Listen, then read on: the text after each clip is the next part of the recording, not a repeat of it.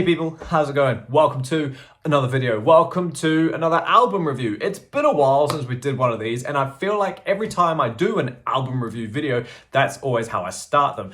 It's been a while, purely because they're not really the main thing that we do here on this channel. We do rankings and we talk about Maiden a lot, but today is not a Maiden day. That was yesterday. Today is a Nightwish day. Today is September 20, 2024, and that's the day that Nightwish released their brand new album, Yesterwynde. That's a very interesting title. And if you stare at it long enough, a very trippy album cover. Now, at one point in time, you could have argued that Nightwish were like very, very high. Well, actually, having said that, I believe that's still true. Nightwish are very high up on my favorite bands of all time list. You know, they often chop and change with, you know, Maiden will always be number one. That's just top. Nothing will beat that.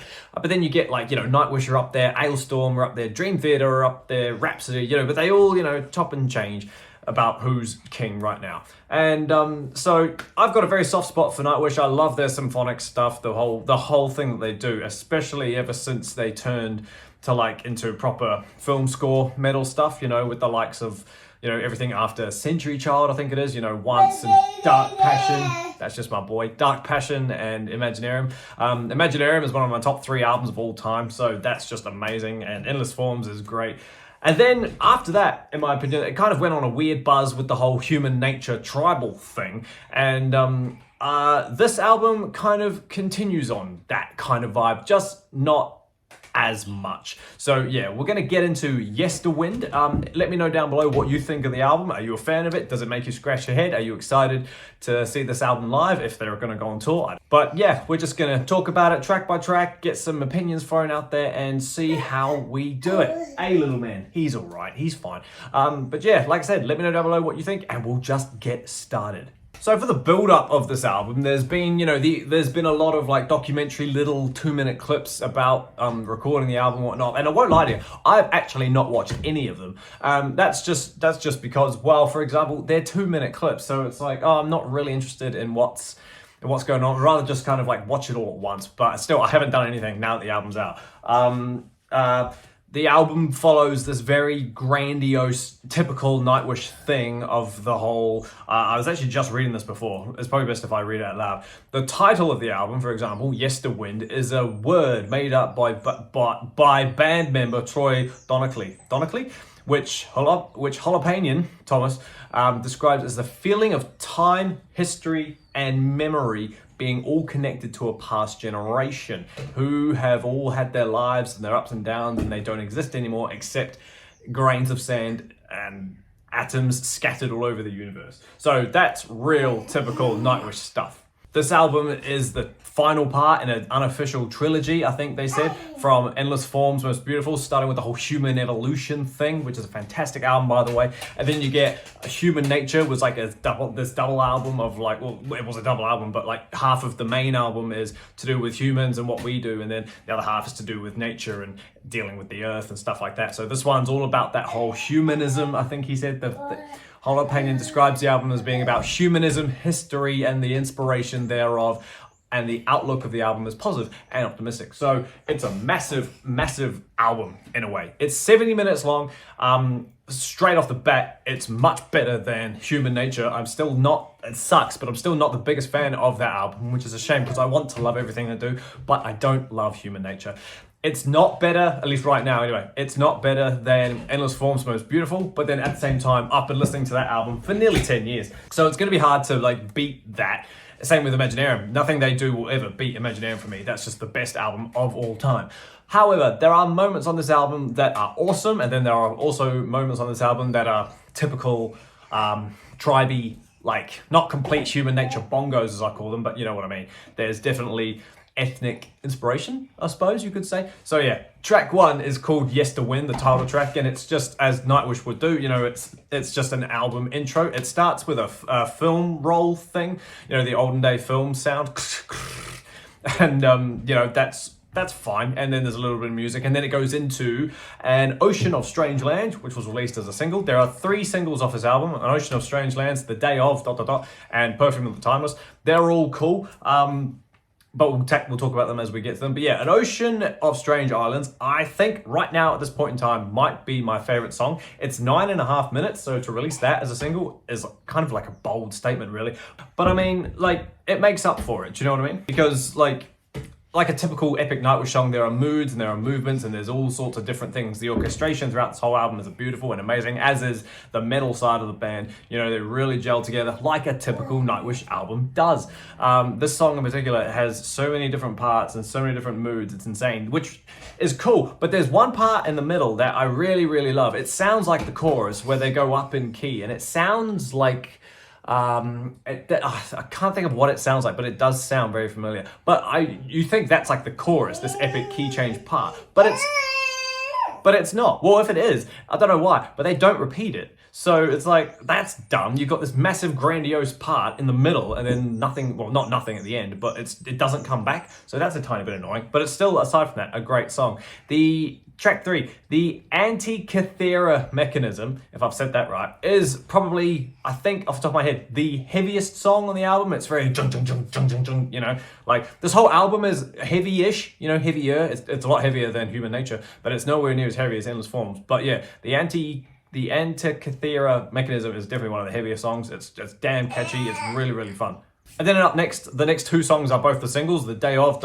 which is, if you haven't heard it, it's weird and eerie. It's cool, but the chorus is, for a better word, creepy. It's got this child's choir, which is sinister in itself, and but just the keys that they use and the moods that they give off, it's really eerie to listen to. Do you know what I mean? It's great. They're great songs, but yeah, Perfume of the Timeless is the next song, and that's an 8-minute song. Again, although both the longest songs are the singles. And this one we all know and love. I think I did really, really enjoy this one when it came out, but the mixing of it is a little bit weird. Fleur can be a bit quiet in this album, and that's a bit of a shame. Not that the orchestration overpowers her too much, but yeah, just I think on that song in particular, she's just a bit quieter than she should be. Sway, track 6, is a 4.5-minute song, and it's just this beautiful acoustic thing, sway over the mountain tops and over the trees kind of thing. It's kind of folky, and it's like acoustic, typical Nightwish. It's so fun. It's a duet as well. Well, there's obviously duets throughout the whole album now that Marco's gone, and Troy now does the male banter of that Marco used to do. But yeah, Sway has them both. Perfume of the Timeless has it as well. The Ocean of Strange Winds, I should have mentioned, ends with a beautiful flute melody pipe thing. That's so fun. The Children of Ata sounds like it begins, I'm just going to say it, it sounds like it starts in Māori. It's obviously probably not. It doesn't sound like it. The words aren't Māori, but it could very well be. It's just probably Finnish, but still, it starts with this African-sounding foreign language, and it's like, that's cool. But then again, it's a heavier one. I do like that one. That one's only 5.5 minutes. Something Whispered Followed Me. I think if I remember these songs rightly, I'm pretty sure that's the one that's got a real epic ending. It's not epic as in Ghost Love Score epic, but epic just full of not wohos, but haze. Do you know what I mean? Because Nightwish aren't pop punk, they don't do wohos, but it's just Fleur vocalizing along with the melody. It's really, really cool. Spider Silk is a bit interesting. These next 3, I think, are probably the weaker part for me personally. The first half of the album is definitely stronger than the second half, but the second half does still have some awesome stuff. Hiraeth, I think is how you say it. That's cool. It takes a bit long to get into. It's only 6 minutes long, but it's very acousticy and it's very, slower. Do you know what I mean? So I was like, okay. The Weave is cool as well, but yeah, like I say, it's not really too much to go on. But what is exciting is the final track, Lantern Light, which is honestly beautiful. It's full of all sorts of things we love about Nightwish. The vocals in it are beautiful, the way they flow with each other. It's just really, really cool. Honestly, it's a great album. It's not the best, obviously. Like I said, nothing's going to beat Imaginarium for me. That's just my personal opinion. But it's a pretty damn good effort. And I won't lie when I say that I am kind of glad, just a little bit kind of glad, that this is the final trilogy of this whole human biologist, nature, earth feel. Do you know what I mean? Endless Forms was awesome, but Imaginarium was just great. I keep bringing it up, but I'm kind of glad that this whole thing might be over. The whole tribal, be at one with the earth kind of thing. It's a great concept and a great idea, don't get me wrong. And I'm glad only Nightwish could pull it off in the way that they have. But yeah, it's a fun album. The mix throughout the whole thing is pretty even, despite that Perfume of the Timeless song.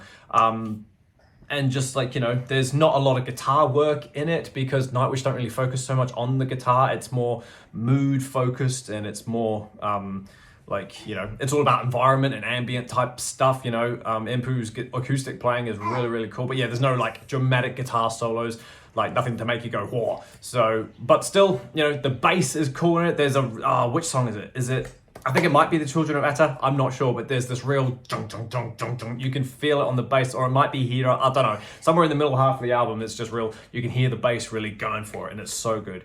Yeah, honestly, get excited. It's a good album. It's better than Human Nature, and he likes it. I've jammed it about 4 times now. He's probably getting sick of it. So I'm sorry if that is annoying, but hey, I'm not doing YouTube just because I have a kid. So yeah, I right now will probably give it a good 7.5. It's a cool album. I will buy it absolutely because it's really fun. I'll probably jam it again after this video while I edit it. So yeah, let me know down below what you think. Is this album up there with your Nightwish expectations? Are you gonna buy the album? Are you just gonna stream it on Spotify? What's your favorite song? What's your least favorite song? Do you wish Marco was in the band still? You know, all these fun things. Let's get the conversation going.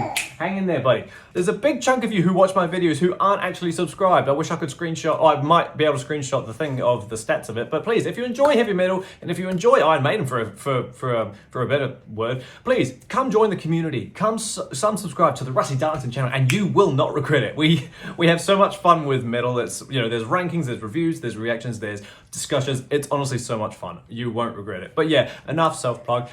Enjoy the album, and I will see you all in the next video, which is going to be a album ranking, a very small one, but it's going to be fun, so I'm excited about that. Should be up hopefully by the end of the weekend. So yeah, until that happens, everybody, stay inside, stay safe, jam Nightwish, and I will see you all in the next video. See you later.